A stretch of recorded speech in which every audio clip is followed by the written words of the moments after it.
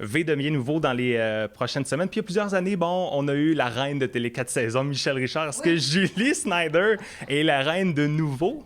Non, bonjour Gabriel. Non, je suis pas la reine. Je suis, disons que je suis la petite soubrette là, qui dépoussière tout ça, là, puis qui fait son chemin.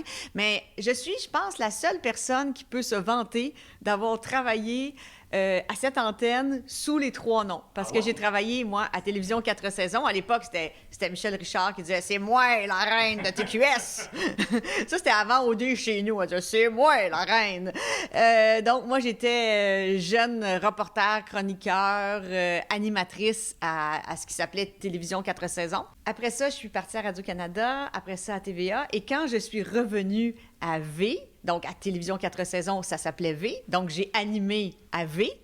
Et là, j'anime à nouveau.ca, à nouveau.ca sur le web et à nouveau l'antenne. Alors, je peux me vanter d'être la seule, je pense, qui a animé sous les trois noms. On va être de retour cette année avec la semaine des 4 juillet. On va revenir aussi avec finalement un concept qu'on a expansionné fois 1000 avec le Talent Bleu. Au départ, on est parti avec le concours de talent. Oui. On offrait 10 000 $. Là, cette année, c'est 100 000 $ à gagner. Est-ce que ça demande quelque chose de différent pour les gens qui vont s'inscrire? Oui, Gabriel, c'est 100 000 $ Et je me sens comme au banquier. Alors, la banquière est belle, offre 100 000 $. Tu as raison de dire que c'est très différent parce que 100 000 $ en prix, ça ne s'est jamais vu. Vous pouvez googler, là, au Québec, 100 000 $ en prix pour un concours de talent, ça ne s'est jamais vu. Puis on appelle ça Talent Bleu parce qu'on veut un artiste ou une artiste de toutes les régions du Québec. Alors, Montréal est une région, Québec aussi est une région, le nord du Québec, le Saguenay. Il y a 17 régions administratives au Québec, donc on veut un artiste ou une artiste qui va représenter sa région. Et quand elle va ou il va arriver sur le plateau, on va faire un portrait. Donc, supposons que c'est toi, Gabriel, qu'on choisit. On va dire, Gabriel est né à Québec, il a étudié ATM à Jonquière, il est parti alors en appartement pour mieux revenir à Québec, pour œuvrer à Rouge FM. On va faire un portrait de toi. Puis on va demander à l'artiste, c'est quoi ton entreprise locale préférée? As-tu un produit local à nous recommander? Parce qu'on veut aussi mettre en valeur, parce que c'est un art que de faire de l'entrepreneuriat. On va mettre aussi en valeur le produit local préféré de l'artiste sélectionné. Et c'est quoi le meilleur attrait touristique dans sa région? Moi, si tu me demandes à Montréal quel est le meilleur attrait touristique, c'est sûr que je vais avoir une suggestion qui va ressortir. Toi, à Québec, ça va être la même chose. Et la personne au Saguenay ou en Outaouais, ça va être exactement ça. Donc, on veut faire ressortir ça. Donc, on va dresser un portrait de l'artiste dans sa région. Après ça, l'artiste performe. Puis après ça, on présente l'autre artiste de l'autre région. Et à la fin, les gens vont voter en direct chaque mercredi soir. La semaine des 4 juillet, ça commence le 14 septembre à 21h, mais dès le mercredi 16 septembre à 21h, la compétition commence. Et là, on vote en direct. Le vote est gratuit et à la fin de l'émission, avant la fin de l'émission, on va savoir qui passe à la prochaine étape, donc au quart de finale. Et il va y avoir une grande finale au début décembre, en direct aussi. Et la personne qui va gagner la grande finale va partir avec 100 000 $. Alors, c'est toute une logistique parce qu'on s'apprête à partir dans toutes les régions pour tourner nos portraits dès que les inscriptions vont être terminées. La semaine des 4 juillet, cette année, est-ce qu'il y a des retours? Est-ce qu'il y a des nouvelles choses qui vont arriver? Oui, il y a des nouvelles choses qui vont arriver. C'est le retour de nos collaborateurs qu'on a aimés parce qu'on a juste fait une saison la semaine des 4 juillet, puis tout le monde a envie de revoir nos collaborateurs, que ce soit Rosalie Vaillancourt, Marilyn Jonca, Olivier Niquet, Stéphane Leclerc, je les nommerai pas tous, là, on en a plusieurs. Mais donc, c'est le retour, Mathieu Dufault, Matt Doff qui revient. Donc, c'est le retour de nos collaborateurs. Puis on a de la nouveauté parce que Talent Bleu, l'an dernier, c'était un petit segment dans l'émission. Le Talent Bleu, ça va être une majeure partie de l'émission, puis une grande finale en direct. Donc, tout va être amélioré. La roue humaine va être plus généreuse. Donc, on a pris ce que tous les gens aimaient, puis on a donné un peu d'amour à tout ça, puis ça va être encore, on espère, meilleur, là, parce que c'est notre 2e saison. Là. On a une façon différente de faire de la télévision aujourd'hui avec la réalité actuelle. Comment est-ce qu'on va l'adapter maintenant dans la semaine des 4 juillet cette saison-ci? C'est une bonne question parce que moi, j'ai eu la chance et la malchance de vivre la COVID en pleine face. Ouais. C'est-à-dire que moi, tout allait bien, puis à un moment donné, ça s'est mis à mal aller à la mi-mars. Alors, ça me fait pas peur d'affronter la télé en mode COVID cet automne parce qu'on est plus habitué. Donc, on a pris toutes des bonnes habitudes. Si je partais une nouvelle émission là, ça me ferait peur. Mais là, on va avoir le droit d'avoir du public cette année. Parce que l'année passée, on n'avait plus le droit. Là, on a le droit d'avoir à peu près 125 personnes. Mais supposons que toi, tu viens avec tes parents puis que vous vivez sous le même toit. Bien, je peux vous asseoir ensemble. Après ça, on garde le 2 mètres de distance puis on assoit un couple ou quelqu'un tout seul. Donc, on va quand même sentir le public. Puis ça, c'est important pour Talent Bleu parce que je me mettais à la place des artistes qui vont venir d'un peu partout au Québec. Il faut quand même que tu aies une réponse du public. Moi, j'ai beau applaudir, yeah! Tu sais, si je suis seule avec un invité avec mes pitons, c'est pas aussi le fun que si t'as du vrai public. T'sais. Puis aussi, à Talent Bleu, c'est n'importe quel art de la scène. Évidemment, si vous êtes chanteur, c'est parfait. Mais quand je dis n'importe quel art de la scène, si ça se fait sur une scène, ça se fait à Talent Bleu. Si ton numéro, c'est de faire du BMX avec de la musique ou de faire du yoga avec tes chiens qui en font en même temps que toi, si t'es capable de faire ça sur une scène, si t'es un conteur, si t'es un humoriste, évidemment, les arts du cirque, n'importe quoi qui se fait sur une scène est accepté à Talent Bleu. Mais le vrai talent bleu de Julie Snyder, ce serait lequel? Je pense que j'ai pas un vrai talent de scène. Mon talent, c'est de mettre en valeur les autres. Mais tu le sais, tu es animateur. T'sais. Quand on est animateur, faut qu'on pense toujours au public. T'sais, toi, ton vrai patron, là, il est pas à Rouge FM. Ton vrai patron et tes vraies patronnes, elles te regardent en ce moment sur le web, elles t'écoutent à la radio, puis moi, en tout cas, quand je me lève le matin, c'est toujours aux gens que je pense. Est-ce que je vais leur faire... Donc, mon talent, c'est de penser à ça puis de m'assurer que tout se passe bien. Mais par contre, j'avoue que comme moi, j'avais pas de contact dans le milieu, je connaissais personne en télévision, puis je rêvais de faire de la télévision. Puis là, je me disais l'autre jour, s'il y avait un concours comme Talent Bleu, qu'est-ce que je pourrais faire? C'est sûr, je peux pas chanter, c'est sûr, je peux pas danser, c'est sûr que je peux pas faire des arts de cirque, j'ai de la misère à me toucher. Regarde, j'ai de la misère à me toucher les orteils. Puis j'étais comme ça. Là. C'est ça. C'est comme, oublie ça, là, les arts du cirque, ça n'arrivera pas. Donc, un numéro avec mon chien a de la misère à venir quand on y offre un biscuit. J'en ai pas, là. J'en ai pas de Talent Bleu. Mais je me dis, non, je pense que je me montrais... Tu sais, si j'avais, mettons, 16-17 ans, puis que je voulais... Je pense que je m'écrirais un numéro de stand-up comique. Okay. Puis là, j'irais présenter mon numéro de stand-up comique, puis je m'essayerais. C'est ça que je ferais. Je suis en train de m'écrire un petit numéro comique. Parce que je peux pas faire d'autre chose que de faire rire. Tu sais, j'ai pas d'autres talents, là. Le talent des arts de la scène, là. J'ai l'impression, d'ailleurs, que dans ce stand-up comique-là, on aurait probablement l'occasion de voir des robes excentriques, particulières. Puis... c'est là que je vais aller, ces robes-là. Comment le processus se fait pour savoir, bon, ben aujourd'hui, il se passe telle chose à l'actualité, je vais peut-être, tu sais, je vais trouver une robe qui a un lien avec ça, ou aujourd'hui, ben je veux faire découvrir des talents de mode. C'est quoi le processus? Ah, c'est sûr que moi, de faire découvrir des talents dans la mode, pour moi, la mode est une forme d'art. La mode est entrée dans les musées, d'ailleurs, heureusement. Mais le processus des robes, là, c'est vraiment pas tellement réfléchi. Comment je te dirais ça? À un moment donné, j'avais prévu d'avoir une robe pour une émission, puis là, c'était la journée internationale sans pantalon. Fait que là, j'ai fait, OK, ben, je vais mettre ça, je devais le mettre avec un pantalon. Ben, je ne mettrai pas de pantalon, puis je vais juste mettre un gros collant opaque noir. T'sais, je me suis pas mis en petite cuisse, là. Je me suis mis un gros... Puis là, je suis rentrée avec juste le haut que j'avais prévu. Fait que ça, c'est arrivé là, comme 1 heure avant le show. On a pensé à ça. La robe, quand il y avait la fameuse pénurie du papier de toilette... Oui. Moi, je pense que j'ai eu les meilleurs dessinateurs de costumes. J'ai des centaines de costumes. Il y a eu des expositions de mes costumes qui ont été faites dans des maisons de la culture, au Complexe des Jardins, dans l'Atrium, partout. Mais demande-moi pas pourquoi, Gabrielle. Demande-moi pas pourquoi. Parmi tous les sublimes costumes que j'ai eus, là, la robe Tour Eiffel qui s'allumait, demande-moi pas pourquoi. J'en ai gardé seulement une dizaine. Et dans ces 10-là, j'avais gardé une robe papier de toilette, avec des rouleaux de papier de toilette partout. Demande-moi pas pourquoi j'ai choisi ça plutôt que la robe Tour Eiffel qui s'allume. Mauvais choix! Mais pendant la COVID, c'était le meilleur choix! Et là, j'ai fait, oh my God, il y a une pénurie de papier de toilette. Je savais pas si ma styliste allait rentrer aussi, parce qu'on savait pas qui rentrait pas au travail. Là, j'ai fait, OK, je m'en vais dans mon... Parce que j'ai fait une petite garde-robe de costumes pour mes enfants. Mes enfants, quand ils ont un oral à faire à l'école, c'est sûr que c'est eux autres qui ont le plus beau costume. J'ai tout gardé plein d'accessoires. On est surpris. Ah ouais, ça c'est sûr. Là, ça, là-dessus, là. Et là, j'ai sorti ma robe, j'étais là, oh my God! Ça fait 20 ans que je me demande pourquoi je la garde. Bien, c'est un signe. J'ai mis ma robe papier de toilette ce soir-là, évidemment. Et puis donc, des fois, c'est prévu d'avance. Mettons, si on a un spécial je sais pas, moi, si on a un spécial Halloween cette année, je vais sûrement me prévoir une robe d'avance. Mais des fois, c'est vraiment comme... Après ça, j'ai décidé de rentrer en pyjama à pattes parce que là, j'avais peur, on pouvait plus aller magasiner. Alors là, j'ai pris le pyjama à pattes rose de ma fille parce que je rentre dans les pyjamas de ma fille. Ma fille a 11 ans et elle et moi, nous avons la même taille. Fait que j'avais rentré dans le pyjama à pattes avec des oreilles puis une petite queue de lapin.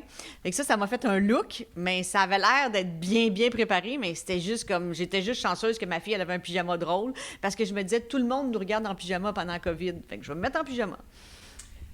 OK, si je te demandais la robe que tu as préférée depuis toutes ces années de carrière. Je te dirais que c'est la robe Victor et Rolf que j'ai portée pour la première de la semaine des 4 juillet. C'était pas je dirais pas que c'était ma préférée, mais c'est celle qui représente le plus pour moi parce qu'il y avait un signe de peace. Après des années très difficiles, de grandes turbulences, je me sentais en paix.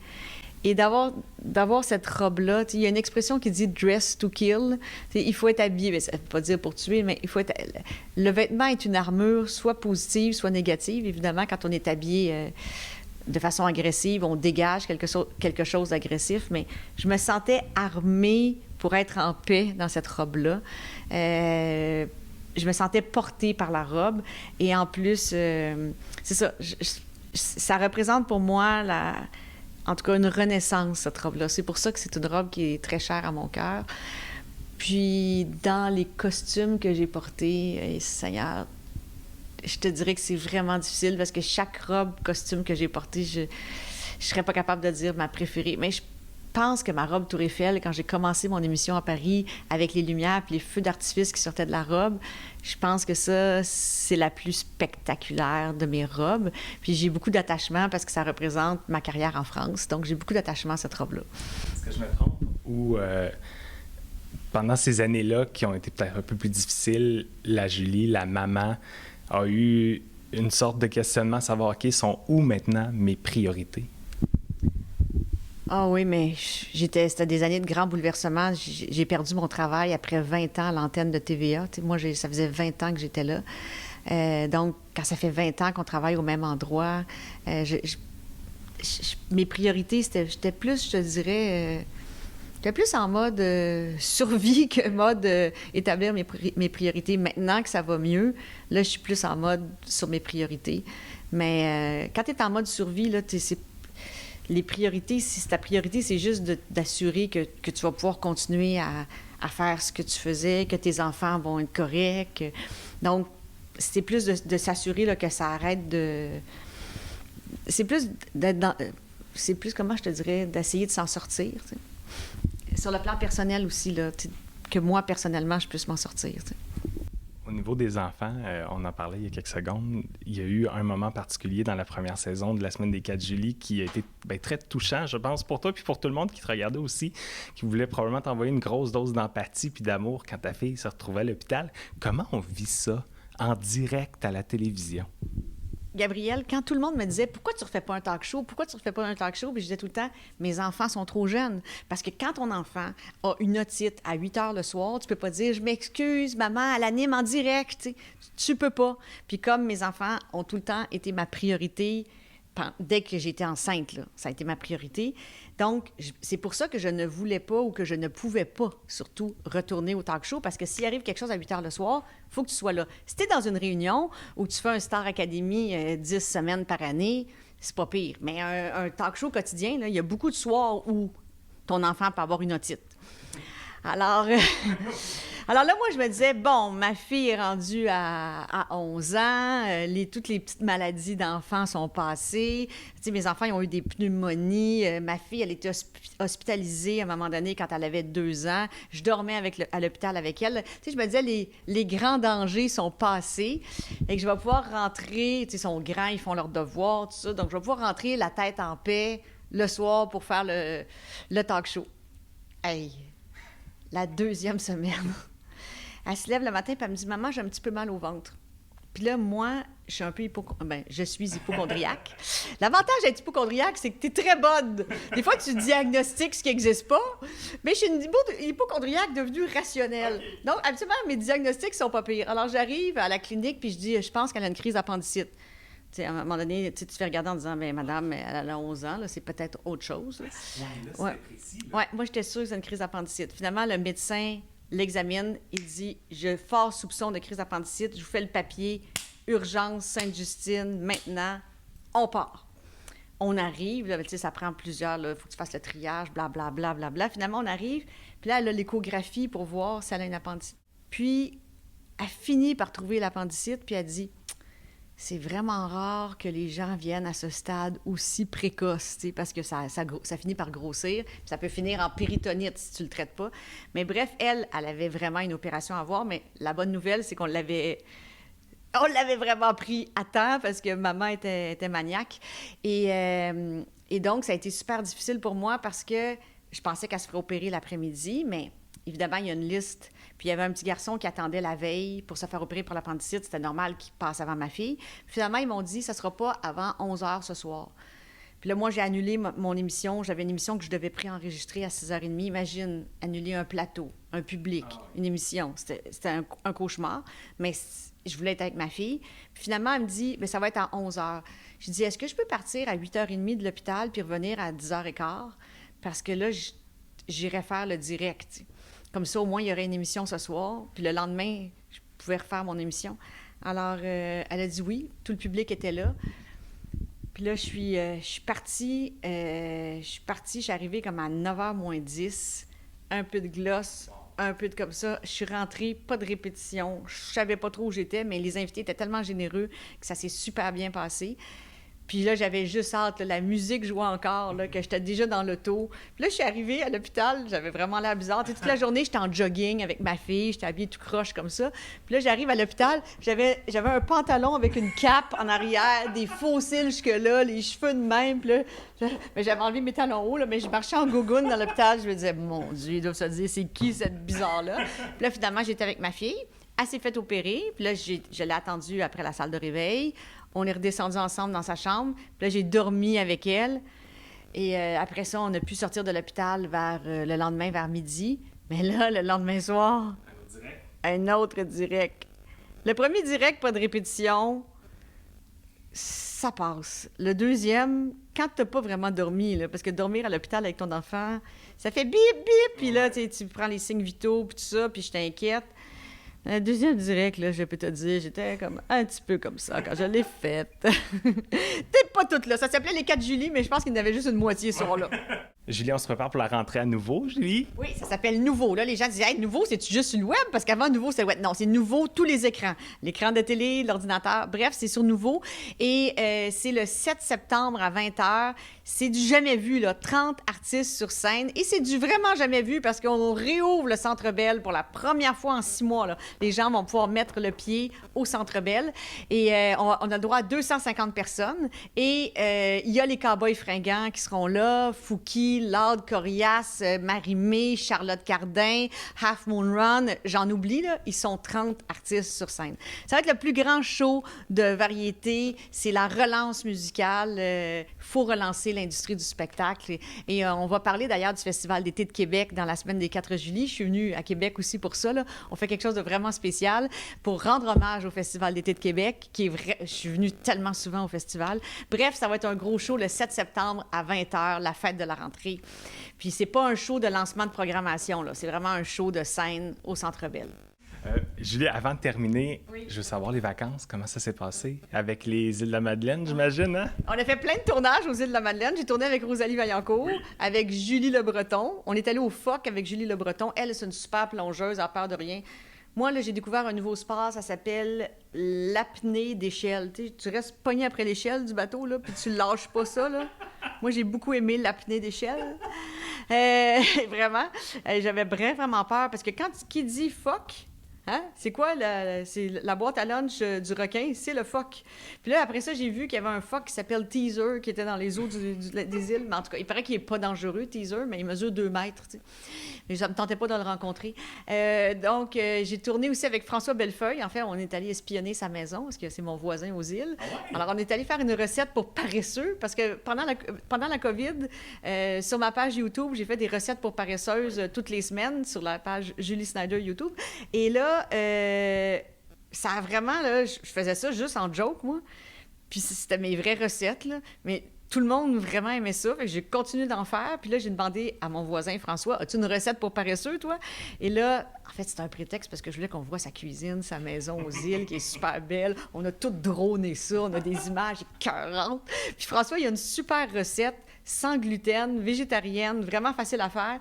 Puis donc, on va avoir ça aussi dans l'émission. J'ai quand même travaillé pas mal aux îles de la Madeleine, malgré le fait que j'étais aussi un peu en vacances. Mais juste le fait de ne pas être à Montréal, de voir les beautés du Québec. Tu sais, comme ici, là, moi, chaque fois que je viens à Québec, j'aime assez ça. Je tire le rideau, là. J'aime assez ça. Attends, on les voit, les silos, là. Oui. On est à l'hôtel Monsieur Jean, là. Puis de voir les silos illuminés, de descendre dans le Vieux-Québec, de voir qu'il n'y a pas de plein de gratte-ciel devant mes yeux, d'apercevoir l'île d'Orléans, le Saint-Laurent qui irrigue sa vallée en aval comme une carotide, comme on dit dans Hymne à Québec. Tout ça, je trouve ça beau. Ça me repose de ne pas être à Montréal. Alors, juste de sortir de Montréal, j'aime ça. Puis Talent Bleu, c'est ça qui me motivait aussi, c'est... On voit beaucoup Montréal et Québec dans nos écrans, mais on ne voit pas le reste de la beauté du Québec. T'sais. La plus grande ville au monde est dans la région du nord du Québec. Je ne sais jamais comment le dire. C'est Iou-Iché Baie James, une ville de 225 000 km². C'est plus grand que la Grèce, le Portugal puis l'Italie réunis. T'sais, on a des beautés au Québec, puis peut-être que la COVID va avoir permis aux gens de découvrir le Québec, parce que moi, l'été, j'aime pas ça voyager en dehors du Québec. Je trouve que c'est le plus beau. On vit dans le plus bel endroit au monde. Alors, oui, je me suis reposée aux îles parce que j'étais pas dans les buildings de Montréal. Puis je sais qu'il y a des gens qui n'ont pas eu cette chance-là de sortir de Montréal, mais au moins, j'espère qu'à travers nos écrans, des fois, on peut voyager. J'espère qu'on va pouvoir faire ça cet automne. Merci. Mais c'est moi qui te remercie, Gabriel.